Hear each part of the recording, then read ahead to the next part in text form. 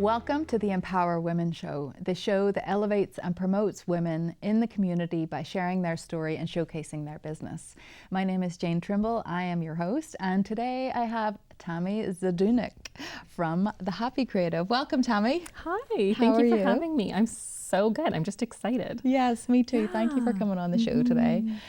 So do you want to start with just sharing a little bit about who you are, where you're from? Yeah, I'm a Saskatchewan girl. So born and raised in Saskatchewan, lived in small town Kenniston, Moose Jaw, Kenniston, and then up to Saskatoon when I was 18. Okay. And married my high school sweetheart. He's also from Kenniston. Amazing. We have 3 kids. Just small town charm, you know, we just are happy and try to do our best to do things we enjoy in life. Yes, I love it. And your company is The Happy Creative. I know you do a few different things, but The Happy Creative is the umbrella term? Yeah, The Happy Creative is me. Yeah. I feel like that's me. And it's not so much about other people also feeling happy in order to hire me. It's just sort of how I feel that I kind of identify. Yeah. And I think I shied away from The Happy Creative for a long time because I felt that there was maybe negativity around being happy. Yeah. Which sounds really weird to even say that. Yeah. But when I used to do hair years and years ago. Hair? Yeah, I used to do hair. Oh. I started out in hair. Okay, amazing. As a creative, yeah. Beautiful. Yeah, so really very creative. Really a creative sort of through and through. Yeah. Got into photography after that, but people would always come up and say to me, "Why are you so happy?" And I was like, "Oh, this must be a city small town difference." Yeah.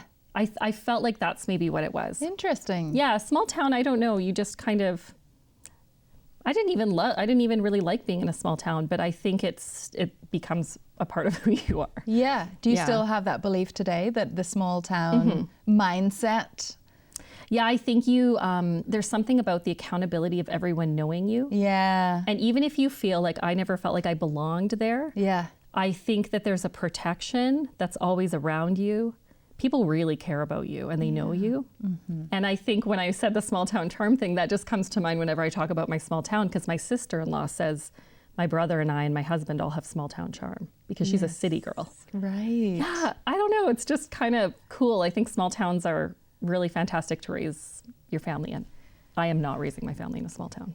You're raising your family here in Saskatoon? Yeah, I have city kids. Yes, and you like that they're city kids? Yeah, I like being in the city.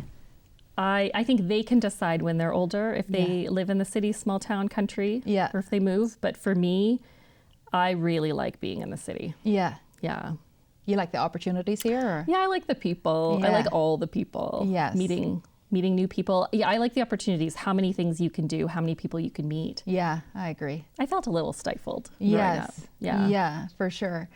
Okay, so what is The Happy Creative? What are the contents of The Happy Creative? Yeah, what do you do? Yeah, The Happy Creative is essentially sort of my type, who I am, how I identify, and then I run a photography company for 27 years. Amazing. Like plus, because I was 19 when I started it. Yeah. And I do photography. Now I have a video and photography company called Merge with a business partner. Okay, cool. Which is really great. We're doing lots of event, video, photography, women's brands. Love it. Storytelling. Okay.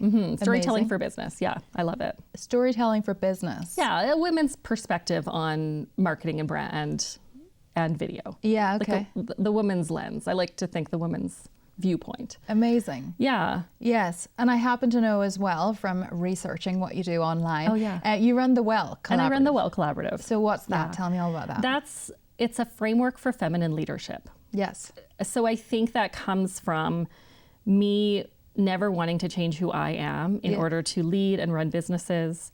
And I really feel like no woman, no person, but I specifically work with women, should have to change who they are in order to be successful and to make money. You should be able to show up as yourself. Yes. My son said to me when I was coming here, he's 17, my oldest, he said, "You go, Mom, you just go have fun, you be extra."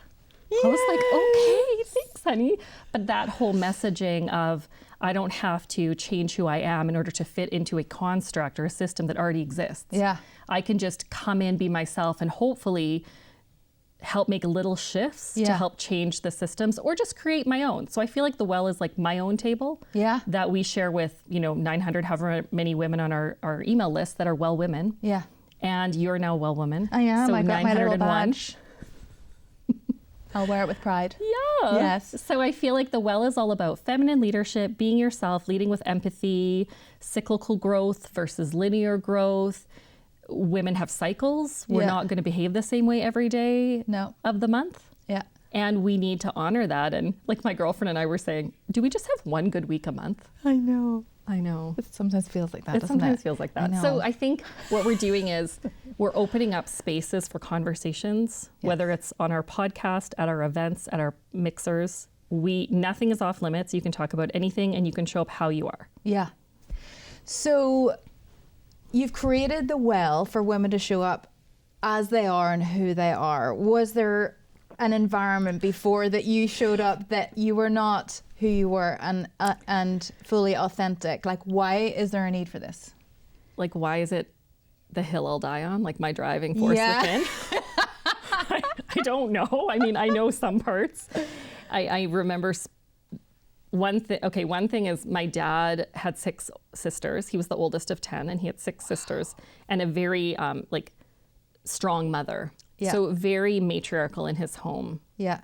I would say maybe a bit too far that way in some cases, but my dad grew up with a lot of respect for women. Yeah. And he didn't treat me like I was different than my brother in terms of how successful I could be. Yeah. We were just both 2 people. Yeah. And then I came out into the world and realized that that's not the way the world operates. And that's not the stories that most of the women at the well tell me. And I found that really interesting. What were some of the things that the women of the well would tell you, and what are some of your experiences? I just want to highlight them. The mission of the show is to what's happening now and why do we need to empower women? I think so that our voices can be heard. Yeah. I think a lot of women feel like their voices don't matter. Maybe it didn't matter in the way they wanted it to at home, maybe at the workplace, in corporate. A lot of women they leave corporate because it feels toxic. It doesn't feel like a safe environment for them to be themselves. I've always been an entrepreneur and a creative, so for me, I don't even understand what's going on, why any environment would be like that. But then when I enter into it and I see it, and I'm like, oh, that's what you're dealing with: being shut up, being stifled, having to really. And I know a lot of people say be small, but actually act small. Yeah. And I did have someone say to me the other day, a well woman said, I love that you never shrink yourself.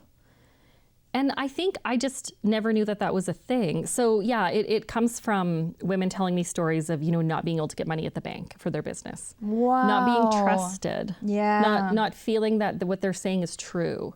Yes. So those would be the things I hear. And then becoming sick from overworking to try to keep up with the demands of systems that are in place, when realistically women are so effective and efficient. We can work so efficiently on our schedule. We don't need to operate these specific systems that are made. Mm-hmm.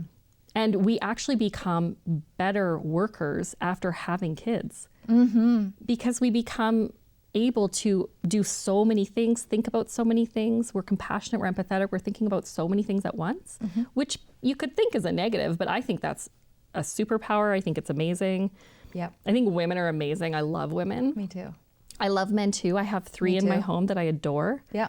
And they help me be able to fully be who I want to be. They encourage me. Yeah. My daughter's amazing too. They're really good at lifting heavy things as well. No, just I love when they shovel. And listen, I'm not shoveling. So I'm not, neither in this dress. What? In this outfit? With these nails? Are you kidding me? I was like, the first day when I came home after getting my nails, which was in fall. Those are amazing, by the way. Just got them done today for you, Jane. So good. For you. I love it. Pretty and pink. They're so pretty. This is my dopamine hit. Yes. But I came home and I was like, just so everyone knows, I will no longer be doing the dishes. I now have nails. I love it. Yes. I've done them a bit, but maybe a couple times a week. Yeah. Yeah. Yeah. I don't want these to lift. They're gorgeous and they're expensive. They're expensive, exactly. So, I can help out in other ways. No, you absolutely can. And I love all of that. I feel lucky too, being an entrepreneur, that I get to write my own rules.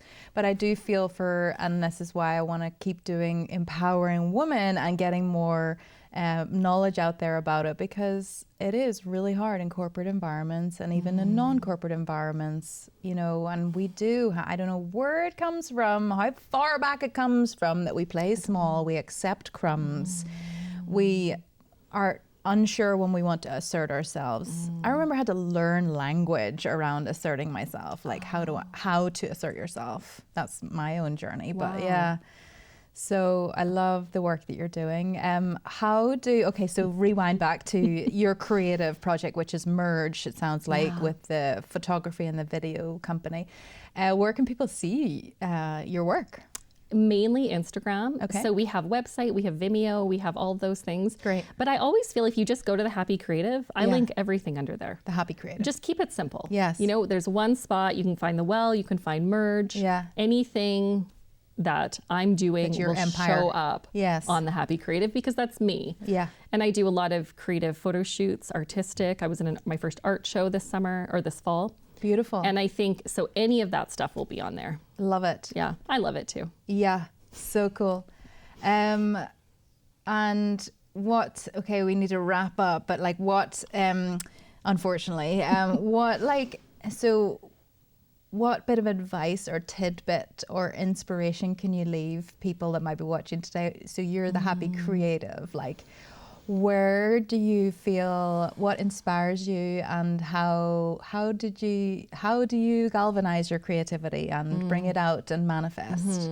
Yeah. I think through grounding myself. Okay. I think getting outside. Yeah. I know winter, it's hard here, but feeling the earth as much as you can. Yeah. I might not look like an earthy girl, but I am. Yeah. I love silence. I love reading. I think a new thing that's really important, this is not new, but for me, is trusting myself. Yes. 2024 is my year of learning to trust myself. Yes. 2025? Four. So last year. Oh, last year. So I spent the year learning, and now I'm feeling like I've stepped into that more. Great. Yeah, I have learning to trust yourself, and then 2025 is stepping into trusting I'm in yourself. it now. You trust yourself. You know, like I definitely see, you know, you get feedback and you'll be like, oh, do I have that wrong? So I think discernment is a big piece of that. But if I could give one piece that I feel like I would love women to know is you can believe yourself. You can trust your inner guide, your intuition. You can trust what your body's telling you. Yes. If you can just find a way to connect with your body a little bit more every day, or a little bit more, whatever that is for you, yoga, Pilates, getting outside, sex, like movement. Yeah. If you can find a way to feel your body and connect and let it tell you and lead you, that would be my number one thing. Yeah. For women, that's where you find your trust, is in your body. Yes. Yeah. Can I just say I love that you put sex in there? I don't know if I'm allowed to talk about that, but I don't think on this show. But it would anyway. be a Tammy show. It would be Tammy without mentioning sex. So all the girls that know me will be like, she found a way. She found a way. Amazing. On that note, Tammy, thank you so much for coming on the show. This conversation was exhilarating and inspiring. Thank you. And you're an inspiration. And on that note, Tammy, Queens belong on thrones. Let's put them there.